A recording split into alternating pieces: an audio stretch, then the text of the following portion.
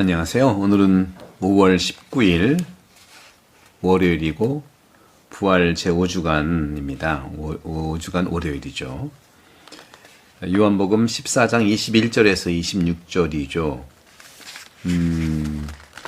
이제 성령 강림 대축일이 가까이 와서 이제 부활 6주일, 승천 축일, 그 다음에 성령 강림 대축일 이렇게 한 3주 정도 남았는데요. 성령에 대한 말씀을 요한복음을 통해서 듣고 있죠. 오늘 요한복음 14장 26절에 보면 보호자, 곧 아버지께서 내 이름으로 보내실 성령께서 너희에게 모든 것을 가르치시고 내가 너희에게 말한 모든 것을 기억하게 해 주실 것이다. 가르치시고 그것을 기억하게 해주신다는 거죠. 사람을 영적인 인격으로 이해하기 위해서 제가 늘 말씀드린 대로 몸, 영혼, 영 이 세 요소로 구성된 단일체라고 말씀드렸죠. 그러니까 사람의 몸과 영혼 그리고 성령을 먼저 알아차려야 하는 건데 먼저 먹고 숨을 쉬는 몸 아주 중요하죠. 육적인 여러 기능을 수행하고 움직이죠. 영혼은 생각하고 마음으로 결정해서 세상을 알아가는 것. 그리고 마지막으로 성령, 영, 내 안에 있는 영은 성령께서는 마음 안에서 아빠, 아버지를 부릅니다. 다시 말하면 내 안에 성령께서 기도를 하고 또 아들 그리스도를 통해서 하나님 아버지께 기도를 올리는 분이시죠.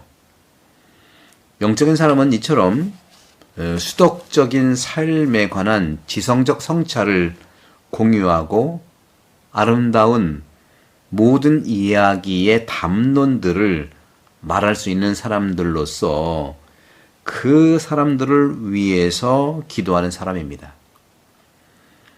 그래서 인간은 누구나 이와 같이 단순하게 믿는 모든 존재들을 영적이라고 말하고 있는 거죠.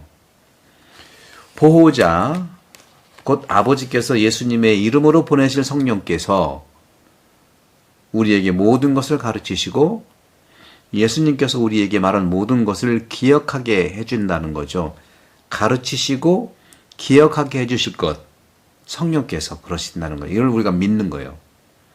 결국은 사람은 우리 각자의 마음 안에 거처하시는 성령. 그래서 그 성령이 계시는데 모든 사람은 영적 인격을 선물 받은 품격 있는 존엄한 존재입니다.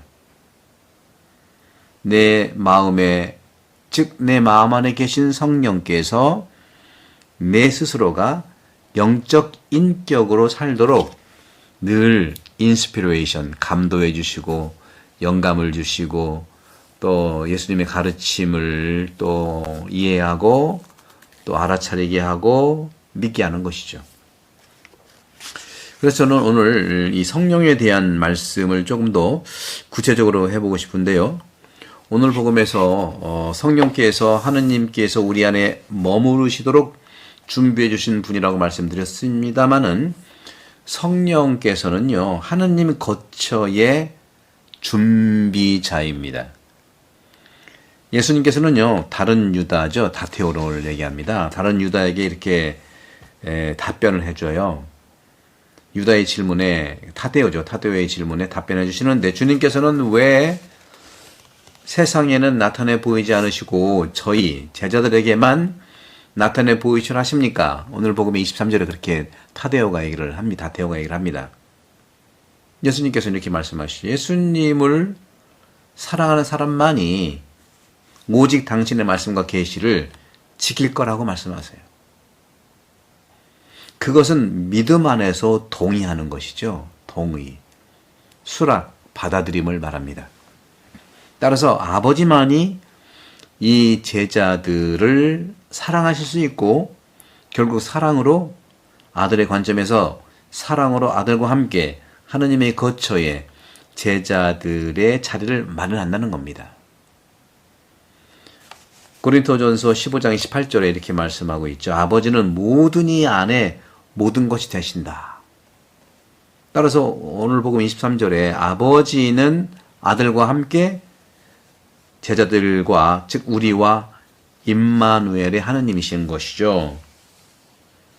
그런 점에서 대림 시기에 다시 말씀드리면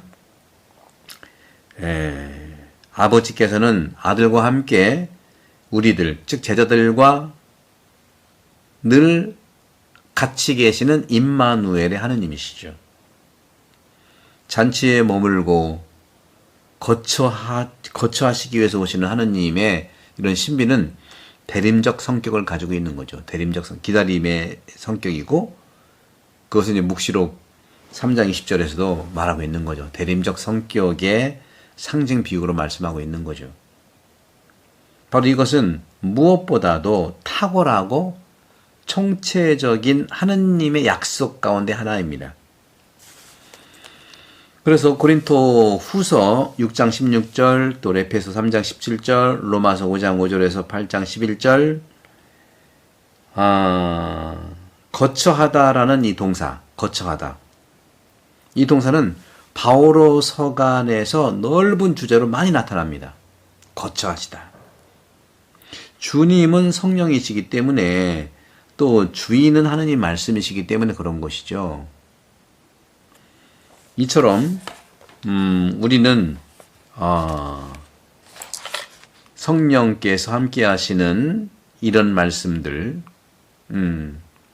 하지만 나를 사랑하지 않는 사람은 예수님을 사랑하지 않는 사람이죠. 나를 사랑하지 않는 사람은 내 말을 지키지 않는다. 너희가 듣는 말은 내 말이 아니라 나를 보내신 아버지 말씀이다 하는 것이죠. 이처럼 주님께서는 반대의 측면도 이렇게 말씀하시고 있는 거예요. 주님을 사랑하지 않는 자가 존재한다는 거예요. 이건 요한 1서 2장 4절, 루카복음 7장 46절에도 같이 말씀하고 있죠. 하지만 주님은 이렇게 주님을 사랑하지 않는 자, 반대하는 자, 이 사람은 주님의 말씀을 지키지 않는다는 사실로서도 알 수가 있어요. 오늘 24절 전반부에 나와 있지 않습니까? 하지만 나를 사랑하지 않는 사람은 내 말을 지키지 않는다. 근데 내가 하는 말은 내가 하는 게 아니라 아버지가 나한테 나를 보내신 아버지의 말씀이라는 거죠. 내 말이 아니라 나한테 보내신 나를 보내신 아버지의 말씀이라는 거죠. 예수님이 듣는 말이죠. 그래서 주님은 늘 그들 스스로를 위해서 말씀은 자신의 특권이 아니고 오히려 아버지의 말씀, 아들의 파견자, 원천 원리라는 겁니다. 이런 점에서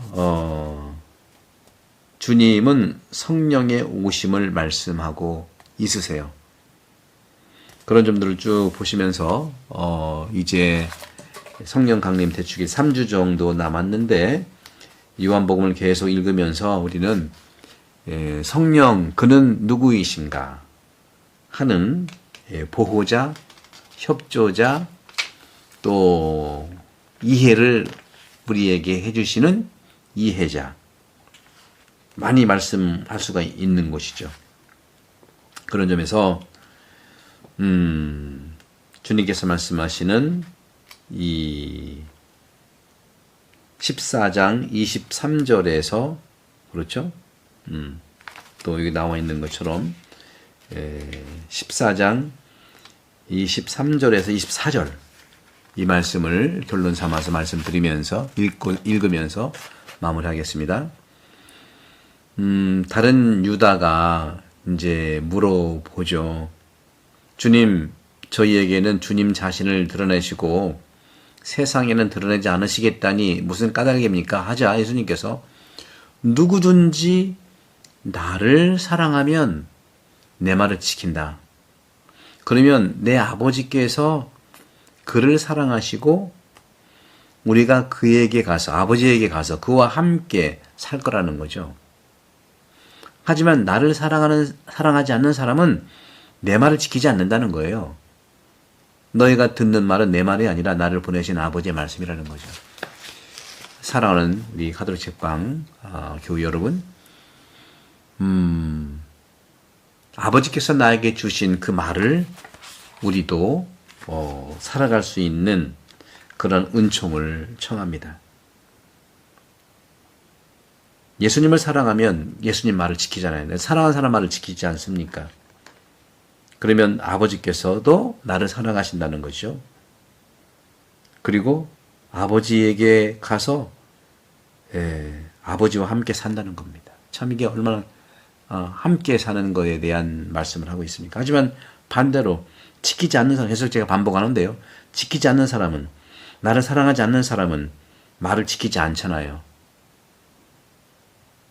그리고 우리가 듣는 말은 예수님의 말이 아니라 예수님을 보내준 아버지의 말씀이라는 거죠. 근본적인 말씀을 하고 있는 것이죠. 여러분들, 이 근본적인 우리 요한복음 말씀을 통해서 성령께서 우리 안에 거치하시는 그 축복으로 늘 행복하시기 바랍니다. 성부와 성자와 성령께서는 여러분 모두를 강복합니다. 감사합니다.